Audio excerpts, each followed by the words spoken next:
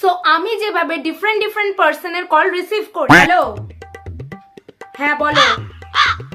না না, আমি ওসব কারো বাড়ি টাড়ি যেতে পারবো না, যেতে হলে তোমরা যাও। দূর বাবা, আবার এদের কল কেন?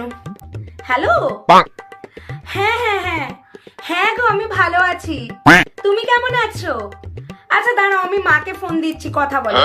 হ্যালো বাবু, তুমি আমায় কল করনি কেন বাবু? আমি তোমাকে কত মিস করেছি তুমি জানো। হ্যাঁ স্যার, আমার প্রজেক্টটা অলমোস্ট কমপ্লিট হয়েছে, জাস্ট লাস্টের দিকে একটু বাকি আছে। না না স্যার, আমি কালকেই প্রজেক্ট সাবমিট করতে পারবো, কোনো টেনশন নেই স্যার। কিরে চাচ্চকো, কি করছিস?